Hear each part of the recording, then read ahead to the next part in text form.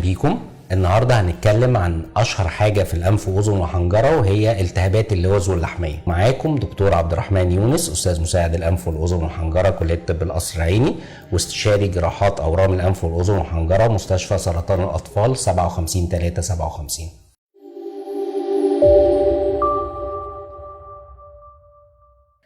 النهارده هنتكلم عن كل ما يتعلق عن اللوز واللحميه. ما زالت اللوز واللحميه هي اكتر عمليه بتتعمل في تخصص الانف والاذن والحنجره. اللوز واللحميه هما الاتنين مشتركين مع بعض ان هما موجودين كاول خط دفاعي في الجسم، هما جزء من النسيج الليمفاوي اللي مسؤول عن المناعه. طول ما هما شغالين كويس مفيش فيهم مشاكل، ممكن يلتهبوا مره مرتين في السنه، دول ما فيهمش اي مشكله، حتى لو درجه حراره وصلت ل 40 مادام ما تكرروش مفيش مشكله. امال امتى نقرر ان احنا نشيل اللوز واللحميه؟ في عده اسباب معروفه ومتفق عليها عالميا، لو موجوده في الطفل يبقى لازم ابدا افكر واقرر ان انا هضطر اشيل اللوز او اضطر اشيل اللحميه. اللحميه موجوده في البلعوم الانفي، دي موجوده في اخر الانف، فلو كبرت زياده عن اللزوم ممكن تسبب انسداد للتنفس، تقفل فتحتين الانف مع بعض، ممكن تنزل افرازات تعمل مشاكل في الصدر، ممكن تساعد على تكوين افرازات خلف الطبله والتهابات متكرره في الاذن الوسطى. لو اللحميه دي كبرت مهما اديت علاج ما صغرتش تاني، بقت قافله اكتر من تلتين مجرى التنفس، او تضخمها هي مع اللوز سببت انسداد تنفسي اثناء النوم، يبقى لازم نفكر ان احنا نشيل اللحميه. وشيل اللحميه يا اما بنشيلها عادي او نشيلها بالمنظار.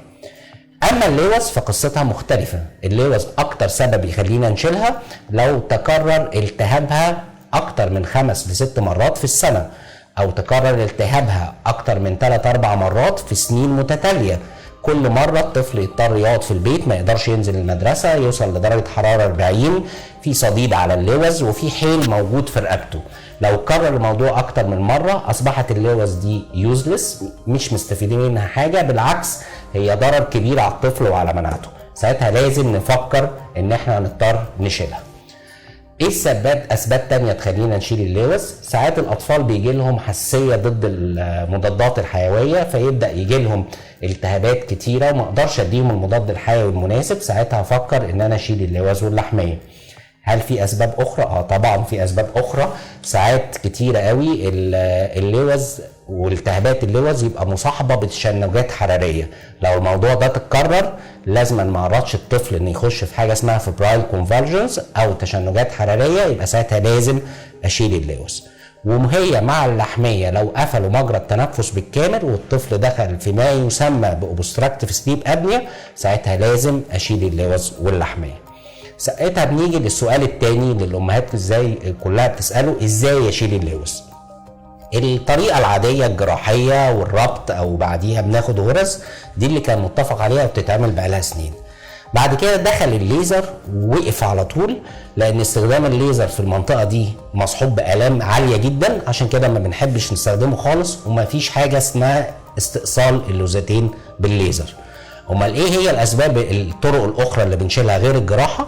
في حاجه اسمها كي ثنائي الاقطاب او البايبولر دايثيرمي، ساعتها اللوز بتتشال بالكامل بدون اي ربط او بدون ما ناخد غرز خالص، ودي بقى المها اقل حبه، بس لازم الطفل ياكل كويس عشان ما يتعرضش لما يسمى بالالتهابات الثانويه.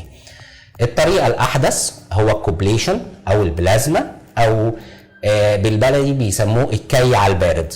يعني ايه؟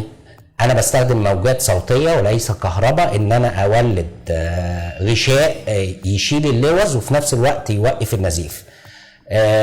هي بيبقى التكلفه اعلى حبه من الاستئصال العادي، لان الجهاز الكوبليشن اليد بتاعته معموله انها تستخدم مره واحده، وليست هي احدى الالات الجراحيه التي يمكن اعاده استخدامها بعد تعقيمها مره اخرى، فبيتحمل الطفل ثمن اليد اللي بتستخدم دي. لكن الالام المصاحبه ليها بعد العمليه بتبقى اقل، نظرا ان مفيش حراره طالعه، فيبقى التيشو دامج او التيشو انجري او الالام المصاحبه للعمليه اقل.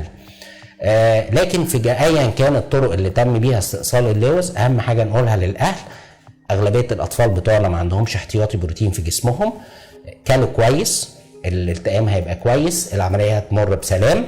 اتدلعنا في الاكل، ما عرفناش ناكل طفلنا كويس، هيبقى هو عرضه اكتر لما يطلق عليه النزيف الثانوي. اخر حاجه هنقولها ايه اهم المضاعفات اللي بتحصل بعد استئصال اللوزتين واللحميه. ممكن حاجه اسمها نزيف اولي، ده بيحصل اثناء الجراحه او عدم تجهيز الطفل كويس قبل العمليه، او ممكن يحصل نزيف في اول يوم وهو محطوط جوه المستشفى. دول ما فيهمش مشكله وما بنشوفهمش كتير. اكتر حاجه لازم ناخد بالنا منها ما يسمى بالنزيف الثانوي، وده بيحصل تملي من اليوم السابع للعاشر بعد العمليه، وده نتيجه ان اللعاب مليان بكتيريا، الجرح بيفضل مفتوح، الطفل ما ياكلش كويس، تبدا البكتيريا الموجوده في اللعاب والموجوده في زور الطفل تهاجم الجرح، فالجرح بيتفتح ويبدا ينزل دم. ازاي نبعد عنه؟ ان الطفل ياكل كويس، يتابع كويس، نتاكد ان عمليه التئام الجرح ماشيه كويس، ساعتها هنبعد عنه خالص. علاجه بيبقى سهل ان شاء الله، مجرد الطفل بيتحجز نتاكد ان مفيش يعني شريان كامل بينزف، وده مجرد قوس، بننظف الجرح كويس وياخد الطفل مضادات حيويه، ونادرا لما بنحتاج ندخله العمليات تاني. فكل ده ما يتعلق بالتهابات اللوز واللحميه. يبقى امتى نشيلها؟ لو اتكررت اكتر من 5 ل 6 مرات في السنه، او كانت سد مجرى تنفس الطفل هي واللحميه، او الطفل ده عنده حساسيه من اغلبيه المضادات الحيويه، او حصل خراج على اللوزه وتكرر الخراج اكتر من مره، او الطفل ده بيجيله التهابات لوز ومصحوبه بتشنجات حراريه. ازاي اشيلها؟ ممكن اشيلها جراحيا، او اشيلها بالكي ثنائي الاقطاب، او باستخدام الكوبليشن. واهم حاجه ناكل اطفالنا كويس بعد العمليه، وان شاء الله يقوموا كويسين بعيدا عن اي مضاعفات او اضرار. شكرا.